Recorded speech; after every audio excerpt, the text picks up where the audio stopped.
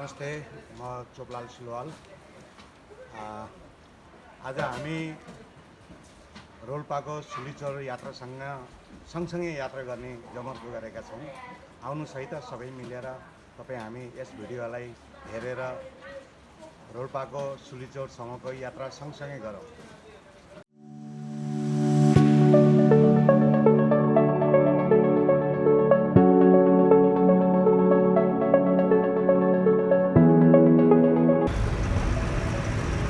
नमस्कार, अहिले हामी चनौटाको चोकमा आइपुगेका छौँ।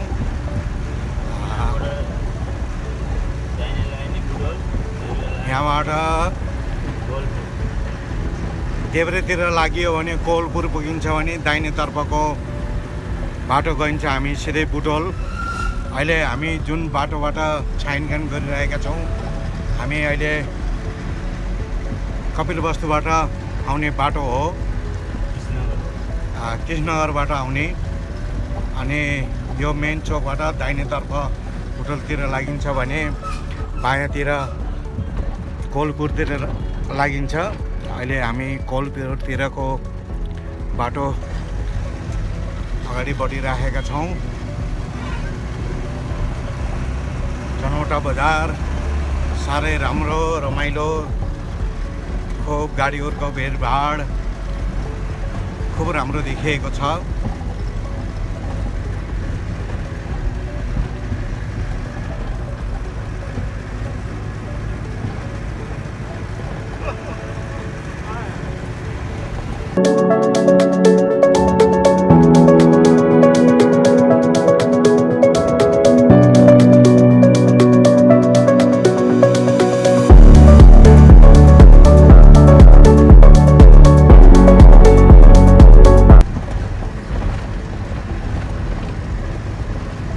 जङ्गल यात्रा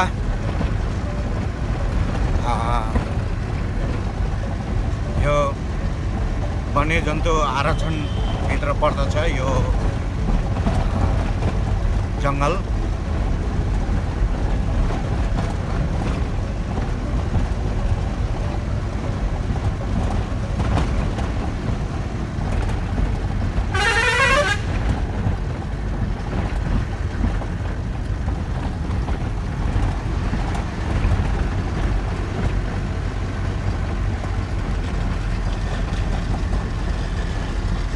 हाय गाइज, हामी अब हजुरहरू सँगसँगै यात्राको साथमा यो धानखोलाको उकालो चढ्दैछौँ। अब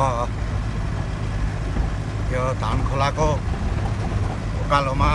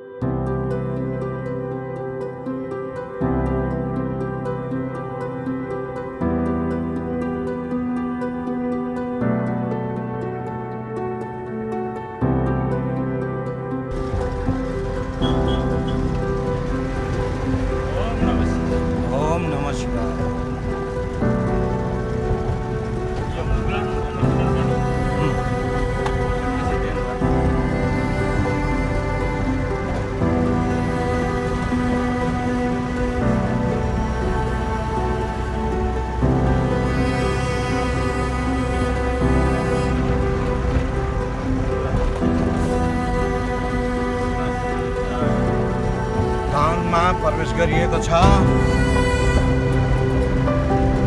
अब हामी धानखोलाको करिब नजिकै आइपुगेका छौँ।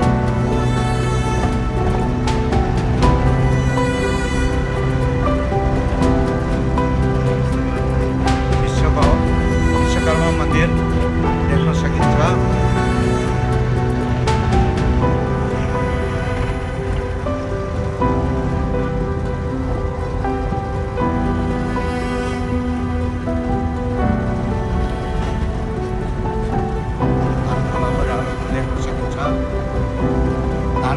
यहाँ खाना खाने ठाउँ सरेर छ।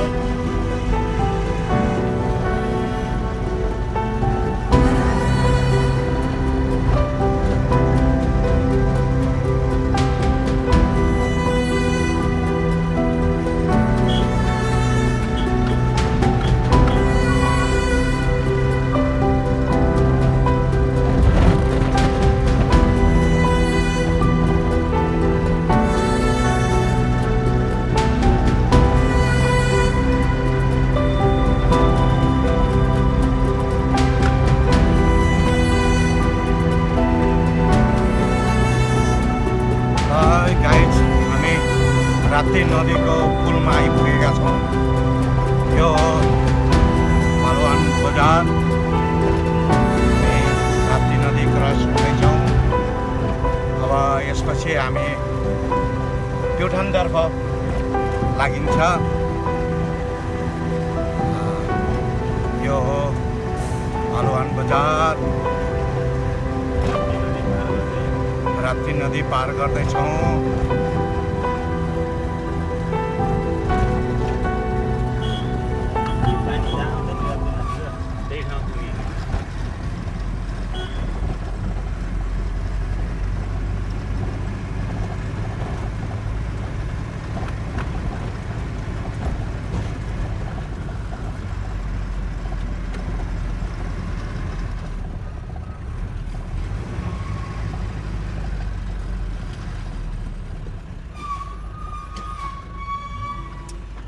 जानु दिँदैन के भन्नु? जाऊ जाऊ भनेर हामी प्युठानतर्फ लागिसकेका छौँ।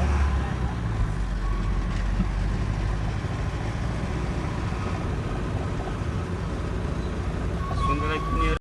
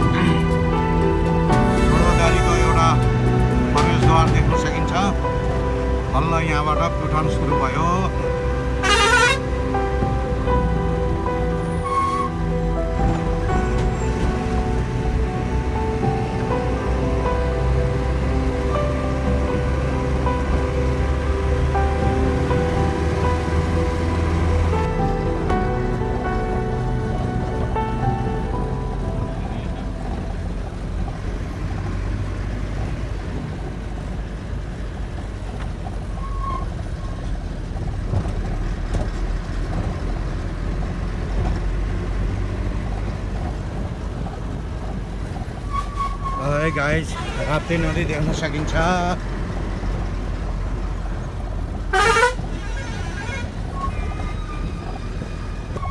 दरबाङ खोलामा आइपुग्यो। खोला सुको खोला सुक्यो, पुल मात्रै माथि छ। खोला सुक्यो वाला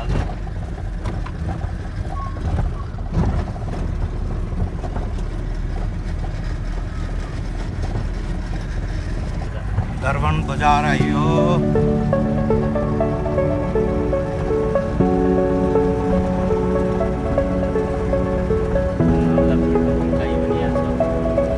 पेट्रोल चाहियो भने यहाँ छ।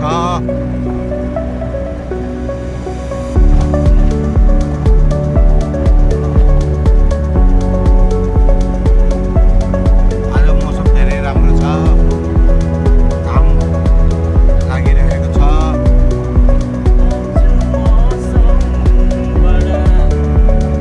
बेइमान है बड़ा, बेइमान है आज मौसम।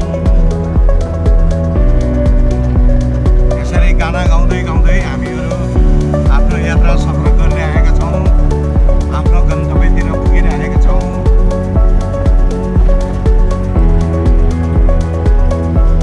बाटो साह्रै घुमाउरो छ गाइस, उकालो छ।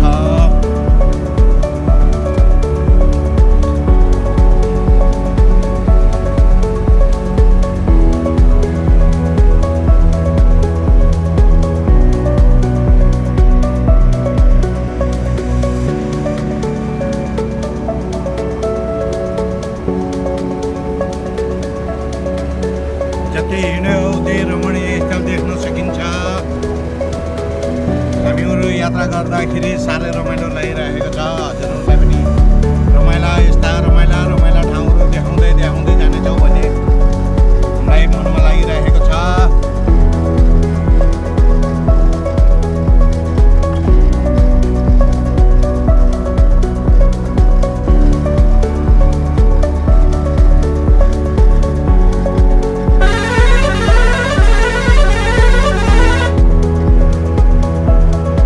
गाइस, हामी अहिले बटडाँडा आइपुगेका छौँ।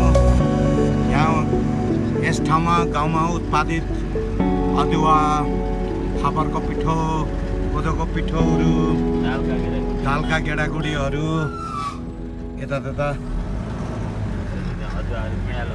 पिँडालुहरू, गेडागुडीहरू सबै किन्न पाइन्छ। सानो बजार भए पनि गाउँमा उत्पादित चिजहरू किन्न पाइन्छ।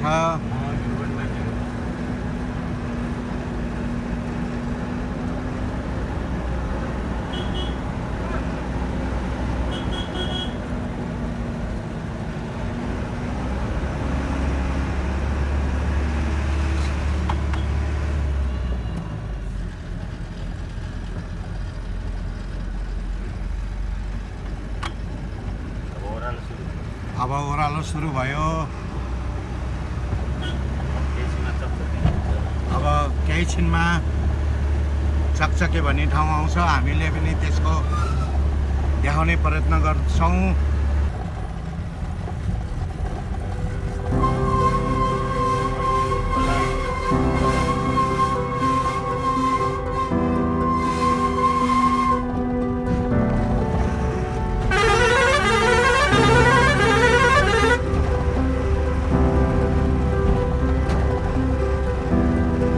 बेलुका भइसकेको छ।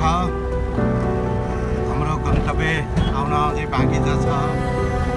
हामी हाम्रो गन्तव्यतिर लम्किराखेका छौँ।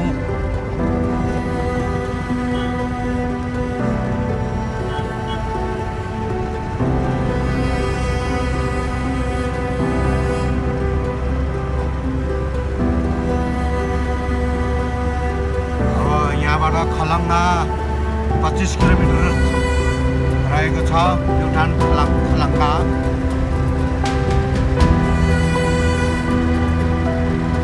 बेलुकाको 6 भइसक्यो।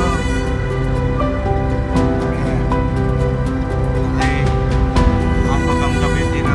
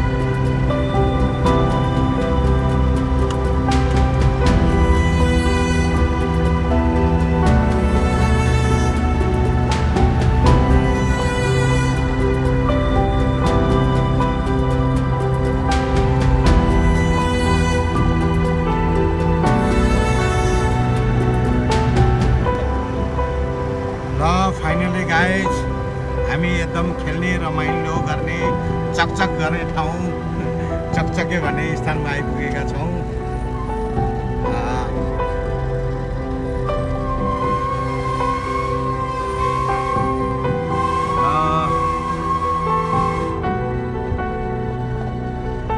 राति भइसकेको छ। हामी अब रोल्पाको सिमानामा आइपुगेका छौँ। यहाँबाट मास्तिर लागेपछि रोल्पा। फाइनली गाइज हामी सुलीचौर बजारमा आइपुगेका छौँ। नयाँ घरहरूको साथसाथै पुरानो घरहरू पनि देख्न सकिन्छ यस रोल्पामा।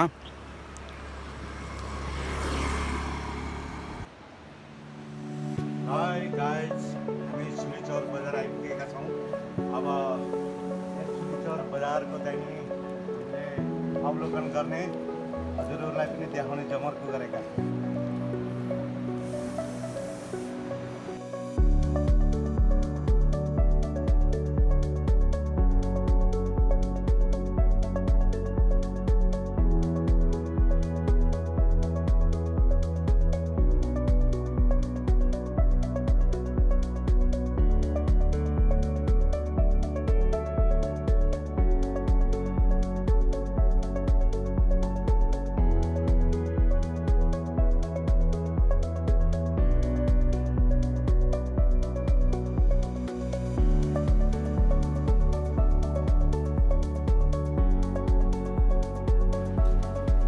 मास्तिर हामी हेर्न सकिन्छौँ यो ढुङ्गाले छाएर छानो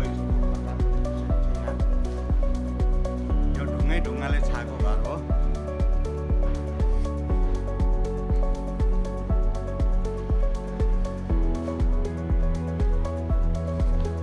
गाइज आज हामी फाइनल्ली सुलीचौर नाम कसरी रह्यो र यो सुलीचौरको महत्त्व के छ भनेर देखाउँदैछौँ।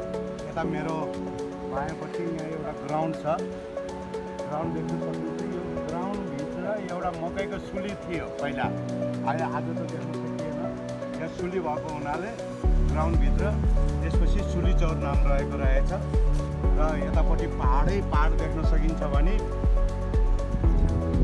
अनि यो राप्ती नदी पनि देख्न सकिन्छ है। यो दिवाङबाट आएको छ।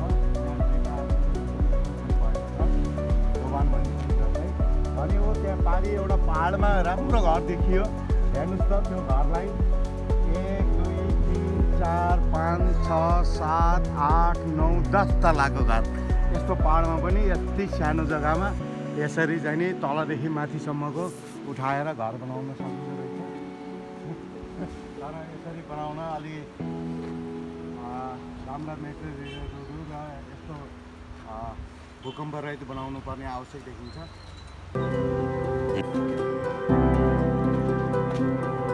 धगलिदिनु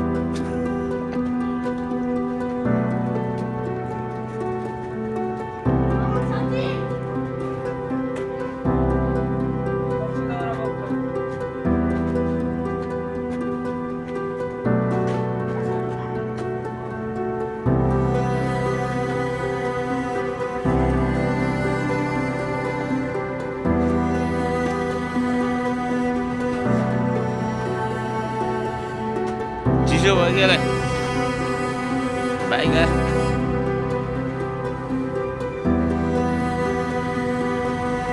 धगलौँ